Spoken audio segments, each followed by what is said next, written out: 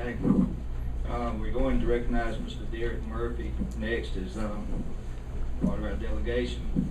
Prior to Derek speaking, I would like to make one comment, and that's that disciplinary action as a group is of this board, except in case of expulsion. We've never voted on it by the board. Discipline is always a recommendation, never been voted up and down by this board. Discipline is set by the principals and superintendent, and this board has in the past always supported those decisions. Derek. Thank you, President Ingram. If y'all would take a look at those, that's just kind of an exhibit. I wanted y'all to see something representative of what has happened. Take the time, take a look at that. And I have got a prepared statement I'd like to read to everybody, and I want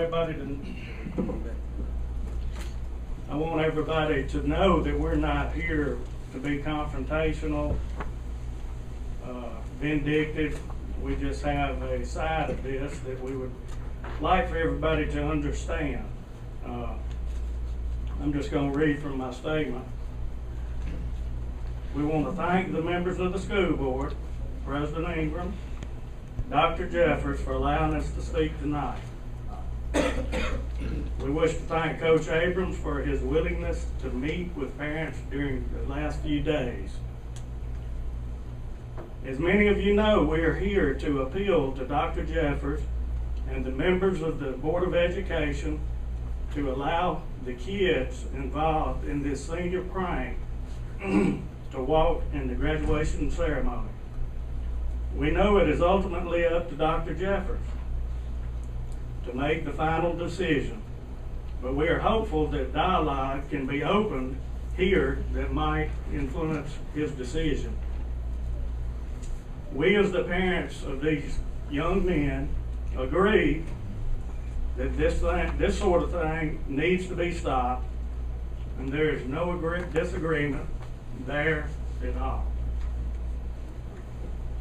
We know that this is a Class 3 violation of the Code of Conduct, and that the punishment is up to 10 days suspension. We contend that the punishment is very strong based on two things that we are compelled to point out tonight.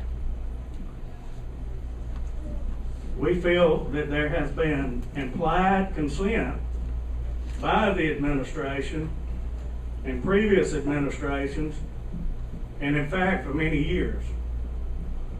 This is not the first time this has occurred, that the school has been entered or that damage to school property has occurred. In fact, it occurred last year,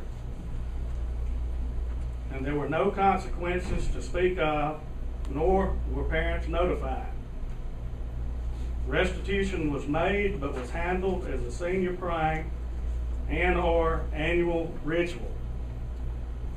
To take the stand you have this year without consideration of years past is just not right.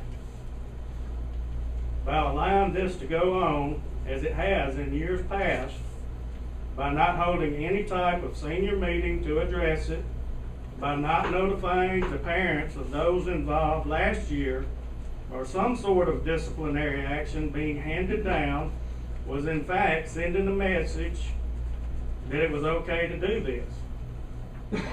Remember, we're talking about 17 and 18-year-olds. To say that we are only addressing what happened this year as a standalone event, or for administration to say that I did not know about previous years, just goes to show that the way this is being handled may need to be revisited. The second thing that occurred that we feel should not have was allowing the parents of one of the students involved to be present during meetings with school administrators. We find it odd that one student who is being allowed to finish the school year and participate in graduation is the one whose parents attended these meetings and did not sign a statement of participation. Several of the students were brought in more than once into meetings with administration without parental notification or involvement, and given the serious nature of the initial charges, that none of these parents should have been present during the meetings, or all of the parents should have been given this opportunity. We as parents should have been informed, involved, and allowed to attend the meetings. We say this not to implicate this young man, but to show that each was not handled equally. Again, we as parents hope that when considering all factors and facts, that some of you might agree with us that the punishment received thus far of 9-day suspension, and 7 of the 11 young men involved were arrested at school, led out in handcuffs, and the 18-year-old spent the night in the Elmore County Jail. We feel that that is sufficient to get the point across that this behavior is no longer going to be tolerated. And the pictures that I sent around for people to view, those are from last year. That's not this year. That's what happened last year. So I just want people to know that this is something that has been occurring for many years. Not to take it lightly. I'm a graduate of Tallassee High School. I know Wayne is. Danny, I think you graduated. Were y'all involved in a senior prank when y'all graduated? Painting the dam?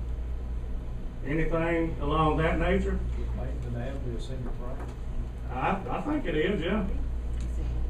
Destruction of public property. Well, many of us were. That was ended years ago. Should have been. Safety issue.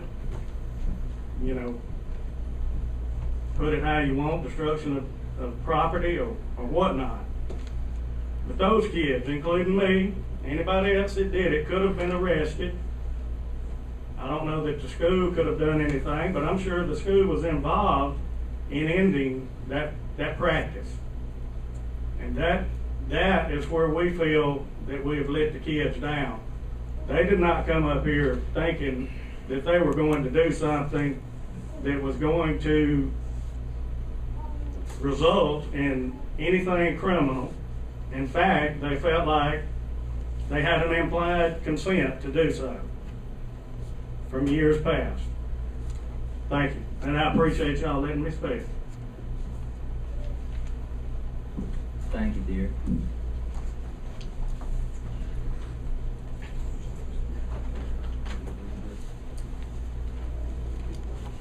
Okay, we just had a prepared statement here. It said going to school is a right guaranteed by the Constitution. Attending graduation exercises is a privilege. With that privilege comes responsibilities.